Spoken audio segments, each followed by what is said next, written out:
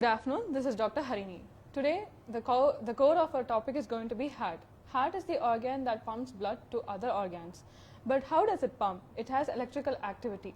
To throw us more lights on this topic, we have Dr. Sanjai with us. He is our cardiac electrophysiologist, and also he has 6 years of experience.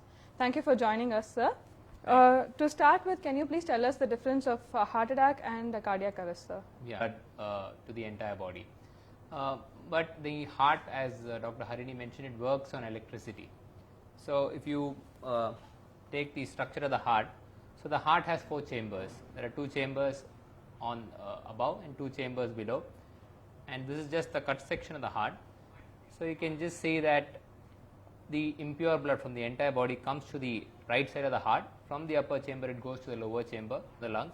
The blood comes back to the left sided chambers. Again from the upper chamber it comes down to the lower chamber, and this pumps blood to the entire body. So this is the vessel which carries the pure blood to the entire body. And out of these, one of the first 3 branches are the blood vessels which supply the heart itself. So these are the 3 blood vessels which is supplying the heart. So by heart attack we mean the blockage of any of these 3 vessels. When there is a 100% blockage to these 3 vessels, you call it a heart attack. Whereas a cardiac arrest, for the heart muscle to pump, or for the lower chambers of the heart to pump the blood, you require electricity. So that electricity, it actually comes from the right upper chamber via circuits within the muscle. It goes to the right lower and the left lower chamber. So sometimes because of electrical problems, it could be a fast heartbeat or it could be an excessively slow heartbeat. Slow heartbeat meaning that the upper chambers it will still keep contracting, but the electrical impulse don't reach the lower chamber and the heart beats very, very slowly. So that could be a reason for a cardiac arrest. It's called a bradycardic cardiac arrest, where the heart beats slowly. On similar lines, sometimes you have, after an attack or due to genetic problems, you have excessively fast heartbeat coming from the lower chambers of the heart, and those patients can have a sudden loss of consciousness.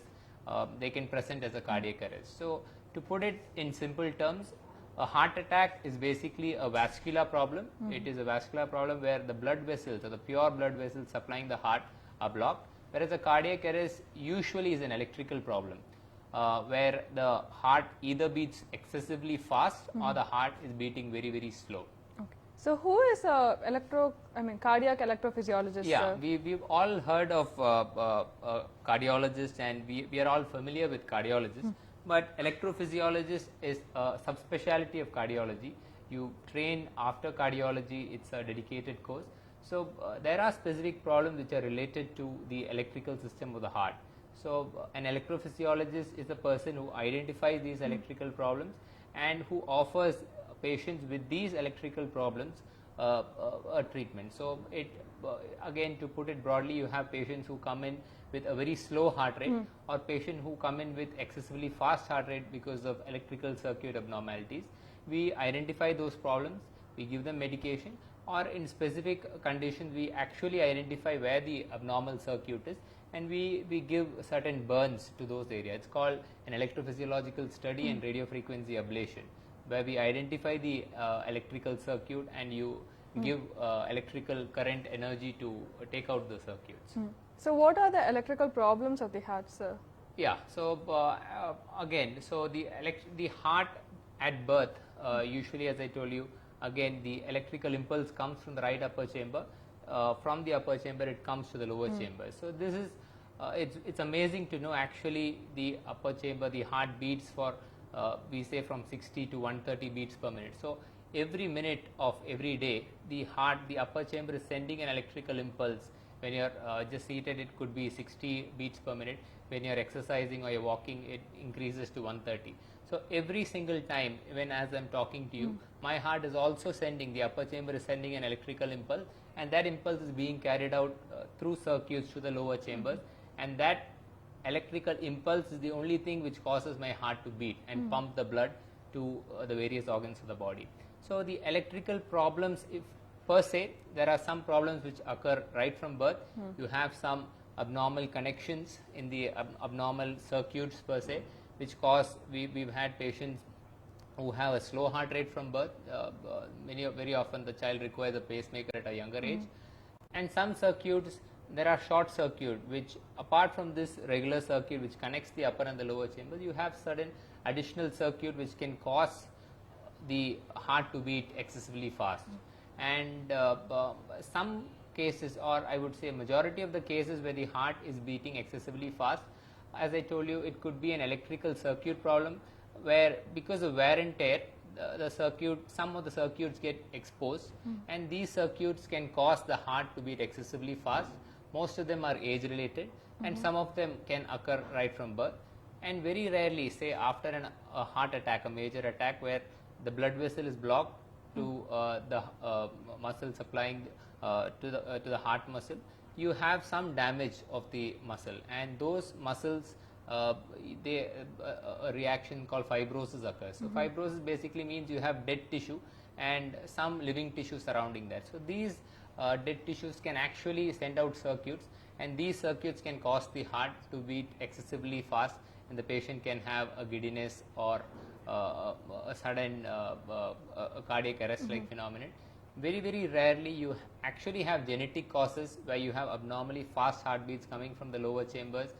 Those genetic causes are related to ion channels within the heart, and you actually identify them after a series of tests, and you recommend the treatment. Okay, sir. So also, could there be any other causes, sir? How does the patient find that he has excessive heart rate or very slow heart rate? Yeah. So that's a very interesting question, because so we know that now we have just learned that the heart has an electrical system. We know that you can have electrical problems. So what are the symptoms? So usually a person with, say, a very slowing of the heart rate, usually the patient presents to us with a giddiness, or usually it's a blackout. It will not be a reeling sensation. You're just walking and you just fall on the ground, and the patient is usually brought to us. And when we take an ECG, so an electro ECG or an electrocardiogram is probably the simplest test which can help us identify the electrical system of the heart. It tells us whether there's any actual slowing of the heartbeat. So in around 90% of the cases, we identify that there's a circuit break between the upper and the lower chambers of the heart, and most of these patients require something called a pacemaker. So pacemaker is a device which tries to correct this problem. So I think we'll go on to it later. So the most common presentation of patients with a slow heart rate is usually a blackout. You're suddenly walking, you don't know, you just fall on the ground and you enjoy yourself. Sometimes, and very interestingly, by the time the patient comes to the hospital or by the time the ECG is taken, the rhythm can revert itself normally. So the ECG at the time of the hospital would be normal. So that's something called as a paroxysmal AV block, where the ECG, the echo, then the patient, because the ECG and echo are normal, the physician thinks that it could be a neurological issue, whether it could be a seizure or it could be a stroke. So these patients are extensively evaluated, and in fact we've had patients who come to us after being having recurrent episodes of blackouts, and so each time, by the time they reach the hospital, the ECG is normal. So it's very difficult to actually pick up these cases. Only based on your clinical judgment, you know that there is something that you're missing, and you recommend additional tests. So the additional test is something, we do something called an extended loop recorder. Okay. Because very often these patients have very sporadic symptoms. The first episode of blackout could have been 3 months before, and after 4 months they have the next episode. So there's something called a Holter. A Holter is a 24-hour ECG monitoring. You connect the patch or the ECG leads and you do your routine activities. But if you don't have the event or the giddiness during those 24 hours, your Holter is going to be normal. So you have something called an implantable loop recorder. It's like a pen drive sized device. It's done as a day care procedure. You put the device just below the skin of the chest, and it keeps recording the ECG. So it keeps recording the ECG. It has a battery life of 3 years. So from the time of insertion to 3 years, when the patient has the next event, next blackout, the patient comes to us, we keep a machine, we integrate the device. That device gives us the ECG at the point when he had a blackout. So that's almost, it's like catching the thief in the act. So if the ECG at the point when he had the blackout, if it shows a slow heart rate, that's it. We know that the cause of the blackout was indeed a slow heart rate, and we recommend a pacemaker for the patient. Some cases, the patient, we have found out that he has an excessively fast heart rate coming from the lower chamber, and we recommend something called an ICD for the patient. It's called an ICD, is an implantable cardioverter defibrillator. It works similar to a pacemaker, but it actually provides a shock to the heart when such fast heart rates occur. Suppose even at the time the ECG is taken, at the time of the blackout, the ECG is normal. Again, that provides us information. We know that the heart is absolutely normal. So probably the patient has seizures. He require maybe increase of the dose of the seizure medication. So in this specific category of patient, ILR has been, that's an implantable loop recorder, has been very, very useful. And so this is one category of patient who come to us with a slow heart rate. And the next question, what is a pacemaker, sir? Like, how do we treat a slow heart rate? Yeah, so pacemaker, as I told you, it's a device which corrects the slow heart rate. So very interestingly, for a slow heart rate, so once the circuit connection between the upper and the lower chamber of the heart, there is a disease. So it's usually a degenerative disease. The circuit usually doesn't recover. And even if it recovers, the patient tends to have another episode later. So we put a pacemaker. It is a battery operated device. It has a battery life of around 15 years. So the pacemaker battery will be placed just below the collarbone. It's done under local anesthesia. And you have two wires which go through the impure blood vessel of the heart. It enters the right side of the heart, and you have one wire in the right upper chamber and one wire in the right lower chamber. So those two leads, they are electrical leads which they actually detect whether the patient is having a slow heart rate. If the heart rate is below, say, a set limit of 60, the pacemaker starts giving the electrical impulse. So that way you have almost a near normal electrical beating of the heart. So pacemaker is an electrical machine basically. It gives the electric impulse to the heart to beat on its own if the electric impulse is not being generated by the heart itself. Okay, coming to a fast heart rate, how do we treat that, sir? Yeah, so again, so the next important question is what are the symptoms, or how does a normal person know that I have to go and see? We have a fast heart rate. Go and see an electrophysiologist. So again, it's interesting again. So a fast heart rate, normally if you take, so most of the palpitations, they are the most common symptom. So you see a patient, they come to you with palpitation.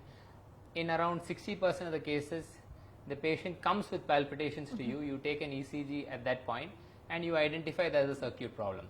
But very often, by the time the patient is able to go to the hospital, again the palpitation is reverted. So they take an ECG, they say your ECG is normal, nothing is wrong with you, you go. So very often these palpitations are paroxysmal. The patient just feels the fast heartbeat, and even before he can go to the hospital, it reverts. So again, the Holter helps us, a 24-hour Holter, or you have something called an extended loop recorder, where you put a patch for 1 week and you detect. Or in some cases, the palpitations are very, very infrequent. They come in once in 2 or 3 months. You again put an implantable loop recorder. So one aspect is about actually diagnosing that the person has a fast heart rate, which all these modalities help us. And once we identify that the patient indeed has a fast heart rate, we have to provide the treatment. So fast heart rate, either they can come from the heart's upper chambers, the right or the left upper chambers, and sometimes they can come from the lower chambers. So once we identify them, usually in about 70% of the cases, the circuit abnormality is within the upper chambers of the heart. You call them as supraventricular tachycardias. We give them a trial of medicines, and if the patient has a recurrence on medicine, you offer them the electrophysiological study and radiofrequency ablation. So EP study, it's what it's commonly known as. It's a study where it's a daycare procedure. So basically it's a keyhole procedure. We put catheters into the heart via the groin and maybe one via the neck. We identify where the circuit problem is, and once we identify the circuit problem, the electrophysiological study is completed. So we identify, once we are sure that the abnormal circuit is far away from the normal circuit of the heart, we give specific burns to those areas, those localized areas. And once the burn is given, it's called radiofrequency ablation. These circuits, in almost 99% of the cases, they don't recur. So the advantage is you're providing a cure to a problem. So they need not, the patient actually need not take any medicines for the fast heart rate in their subsequent life. And It's a day care procedure. So they come in the morning, get the procedure done. At the most, the next day, It's they a walk curable out of procedure, sir? Yeah, and that's the very important aspect. Say you have, it's an electrical problem, you take out the circuit and the patient, due to that problem, very, very unlikely to have another episode of a fast heart rate. So Which means that they don't have to continue medicines at all. Absolutely, absolutely. If the procedure is successful and you have specific criteria during the procedure to identify whether you've done a good procedure or not, and if you identify that a procedure is successful at the point of completing the procedure, very often they don't require anything. Sometimes what happens is the abnormal circuit and the normal circuit are so close to each other.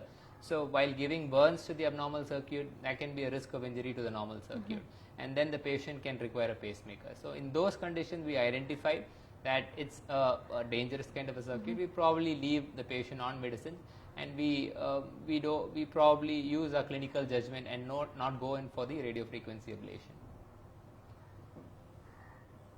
What is what are the other physiological problems of the heart, sir? Yeah. So again, if you talk about the fast heart rates and slow heart rates, the common kind of arrhythmia which I told you are the fast heart rates which are coming from the upper chambers. So sometimes you can have fast heart rates which are coming from the lower chambers. And again, once again to impress upon our viewers, a fast heart rate which comes from the upper chambers, they can be a nuisance. You can have palpitations on and off, but they very, very, very, very, very unlikely they kill you. It's not a life-threatening problem, and it can only be a nuisance. You keep getting it. You can have maybe a mild dizziness. You can have palpitation. You get the procedure done. You're free of these symptoms, but very, very rarely they kill you as such. But again, when you have a circuit abnormality of the lower chambers of the heart, be it the patient having an old heart attack where blood vessel supplying to a particular region is blocked, that muscle becomes dead. So that lower chamber of the heart can give very, very fast heartbeat. So those kind of circuits, it's called a ventricular tachycardia. Ventricle meaning the lower chamber of the heart, and tachycardia meaning a fast heartbeat. So ventricular tachycardia are different subgroups of fast heartbeat, which are more maybe life-threatening. We identify these patients. I would say majority of the patients are patients who have recovered from a heart attack, and once they have recovered from the heart attack, because the heart muscle is still injured or it can be dead, you can have these arrhythmias coming. We identify them. In some cases, we actually offer them radiofrequency ablation as a treatment if they are resistant to medication, to try to identify those critical circuits and give them radiofrequency ablation to prevent those subsequent fast heartbeats. After doing that, to prevent such recurrences, we offer them, as I was talking to you, something called an implantable cardioverter defibrillator. So an ICD is again a type of a pacemaker where the device is placed below the left collarbone. You have a wire which goes into the heart. So that wire identifies those fast heartbeat, and it is capable of giving a shock to the heart to prevent a subsequent event. So that is something again which we offer to a patient. Very, very rarely you can have genetic causes of these fast heartbeats which are coming from the lower chambers. So identifying such patients, again, we have a panel of tests. There are certain clues in the ECGs.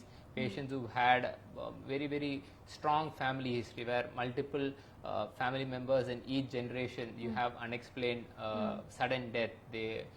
They've expired for no reason. Such patients who, when they come to us with a blackout or a syncope or a fast heartbeat, and you see that you have some ECG clues, then you look for these genetic problems in them. And again, you offer them an ICD as a life-threatening measure for such patients, because they can indeed protect them from a subsequent fast heartbeat of the lower chamber, which can indeed kill them. And so these are some uncommon physiological problems of the heart. And currently we've also studied like how you can have an inflammation of the joint, like rheumatoid arthritis, or you have inflammation of the spine or neck. You can have inflammation within the heart muscle.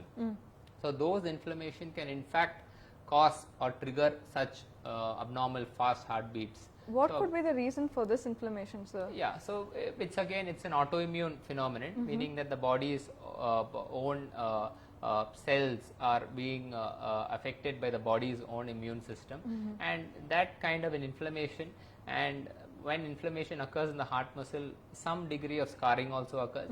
So those scars within the heart muscle can trigger these fast heartbeats. So you have a variety of inflammatory cardiomyopathy. So that is the general term, and you identify them. So you do again, it's a clinical suspicion. It's not just with one test you say that the patient has that. You identify the ECG, you take the history, you look at the echo. We do something called a cardiac MRI where which documents the degree of inflammation in the heart muscle, and finally to diagnose them, you do something called a cardiac PET. It's what we do it for, where we advise a cancer patient. It's a positron emission tomography which looks at inflammation in different parts of the body. And once we've documented that, we treat most of these patients with steroids or steroid-like drugs, which prevents these inflammation. What signs do they present with so all these again, cardiomyopathy? it's a very interesting topic, because these patients, the inflammation can affect, as I told you, it can cause scar within the heart muscle. They can present with a fast heartbeat, giddiness, blackout.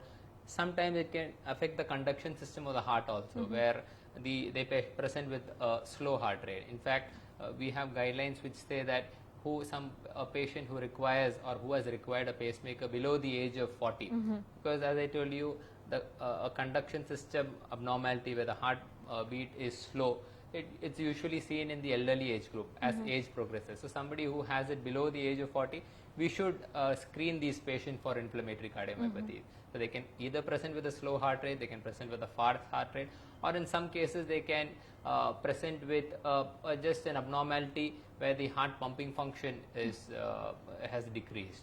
And another interesting fact, I would say, in some cases we were talking about the physiological problems of the heart. So we have a specific condition where, as I told you, the circuit which comes from the upper chamber, it goes to the right and the left sided lower chamber equally. So the right and the left sided lower chamber have to beat together. So in some cases you have something called a left bundle branch block.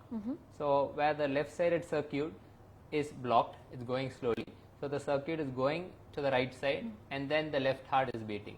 So something called dysynchrony happens. For example, say you have to squeeze water out of a piece of cloth. So only if your hands work together in cohesion, the squeezing effect comes. So suppose your right hand squeezes and then the left hand squeezes, the squeezing or the pumping effect doesn't come. So this is what happens in left bundle branch block, where the right heart first contracts and then the left heart contracts, and the patient ultimately over years, maybe 3 years, 4 years down the line, they develop a low pumping function of the left sided chamber. So I told you the left sided chamber is the most important chamber of the heart because it's pumping blood to the entire body, and this can be corrected. It's a very beautiful field of electrophysiology where you put in a pacing wire to the right upper chamber, you put in a pacing wire to the left upper chamber, and you put a pacing wire around the left sided lower chamber, and you make the right and the left chamber beat together. So it's called as cardiac resynchronization therapy. Okay. So in many cases, in around 70 to 80% of the cases, we've seen that the heart pumping function, the normal, you say something called as the ejection fraction, which is around 60%, it had come down to 20 or 25. And once you've done this procedure, CRT or a cardiac resynchronization therapy, the heart pumping function improves back to normal. It comes back to, so again, it's a curative therapy which you're giving.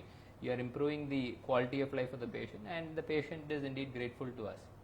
What is a physiological pacing, sir? Yeah, so that's another interesting concept which is generated over the last couple of years. So as I told you, a pacemaker is a device which we are putting on the leads are in the right upper chamber and the right lower chamber. So when you're putting a pacemaker for somebody who has a slow heart rate but a normal pumping function of both the chambers. So now we have put the right lower chamber has got the electrical wire.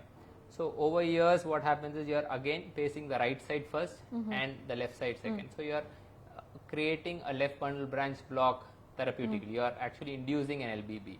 So maybe in around 20% of the cases subsequently over years you see that though they had a normal left sided pumping function to begin with, because of the pacemaker itself the heart pumping function come down. But without the pacemaker, again the heart's rhythm is very low. They don't have a heartbeat as such.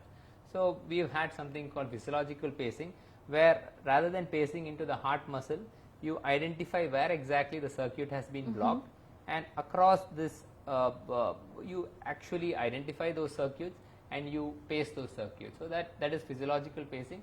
Advantage of that is you are preventing dysynchrony. You are allowing, you have paced the circuit. Again, when the electrical beat is given by the pacemaker, both the right and the left sided chambers are going to beat together.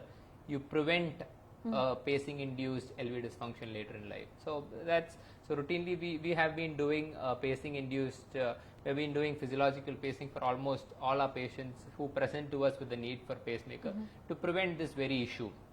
Say later in their life, if they develop a pacing induced LV dysfunction, and it's almost possible in 95% of the cases, we are able to identify the circuit and correct it. Is there any criteria between the pacemaker and the physiological pacing, sir? What is the difference? Yeah, the pacemaker is a physiological pacing, again, is a type of a pacing modality. A pacemaker, a normal pacemaker, which you call a dual chamber pacemaker, you put a wire in the upper chamber and a wire in the lower chamber of the heart. Sometimes when you attempt physiological pacing, you actually have to screw in through the muscle to identify the circuit. Sometimes maybe because of pre-existing scars, you are not able to exactly penetrate the muscle and identify those circuits, but in around 95% of the cases you are able to do. So I wouldn't say there's any specific criteria in saying that which patient requires physiological pacing and who doesn't. As I told you, in my practice, I try to offer all my patients physiological pacing because it prevents a known complication, a pacing-induced LV dysfunction later. So if I'm successful, I'm happy. If I'm not able to put it, well and good. I just give them a normal right-sided pacemaker. So I would say in my practice, maybe in the last 100 cases which I've done, in around 95% of the cases, I'm able to do it. Very nice. We have a question, sir. Yeah. Patients of any age can undergo electrophysiology treatment, or is there any age limit for electrophysiology, sir? Yeah. So as I told you, some of these circuit problems come for even a child or an infant, where you have these circuits right from these birth. So operating on these very tiny children again is a challenge. So in most of the cases we try giving them medication. We see how they respond to the medication. Even if they are not responding, ablation has been attempted in very small kids. And if you take on the other extreme, the very elderly age group, so most of these the circuit problem which occur with age, say atrial fibrillation, or you have the paroxysmal supraventricular tachycardia, are age related. They occur to people who are above 70 or 80. The only thing which we should probably take care is, because you are targeting the abnormal circuit, you should be very, very careful at targeting them. And once you're successful, they're going to have a risk-free life, because they need not be on any medications to control the fast heartbeat.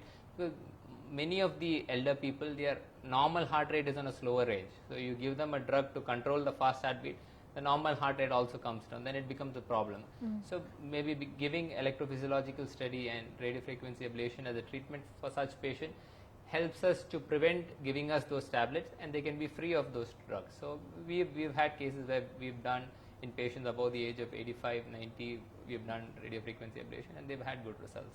Okay, to end with, I just want to ask you one question, sir. Everybody has palpitations in times of anxiety and stress. How do we differentiate palpitations of a electrical problem and anxiety, sir? Yeah, I think the most important message, I think, is not all palpitation is dangerous or is life threatening, but every palpitation probably needs to be evaluated, and a reasonable physician is able to identify them, whether the palpitation requires an additional investigation or it's just probably anxiety. So beyond EP study or beyond an ECG, beyond a Holter, we are all physicians. So you identify, speak to the patient, you identify their symptom, and you assess. You know that your instinct tells you whether the palpitation is driven out of anxiety or whether the palpitation is driven out of a real organic problem. And as physicians, as doctors, I think we are trained to identify them, and then we subsequently give step. It's not a series of tests. You don't say we identify a patient with palpitation where we might have a doubt, or a clinical judgment again would be between anxiety or a true palpitation, then probably to start with, I would assess the patient, check for her hemoglobin. Low hemoglobin is one of the most commonest cause of palpitation. I would check for a thyroid. Again, high thyroids are a common cause of palpitation. And then if everything is normal, if her ECG echo is normal, then probably I would do something called a 24-hour Holter. And if the 24-hour Holter is normal, but during the Holter again she was complaining of palpitation, I would reassure her. I would say that, see madam, your ECG during those 24 hours is absolutely normal. So you had palpitation, just probably anxiety. So I would say just have a good night's sleep, reduce your coffee intake, they would be fine.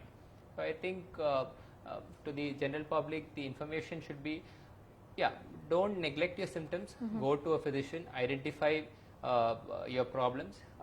Usually, I would say a dangerous electrophysiological symptom which you shouldn't neglect is a blackout. So usually you can have giddiness.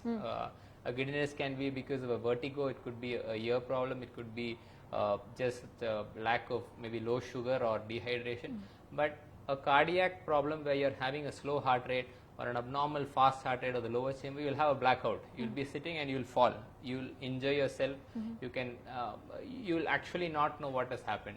And very often, once you've fallen down, the patient in very severe cases, you will have some kind of, they would have passed maybe urine in their pan, and this keeps occurring. They would have had multiple episodes if you keep a track of it. So any blackout where the patient is actually not able to help himself before falling down, I would regard it as a serious symptom and not wait to consult a physician.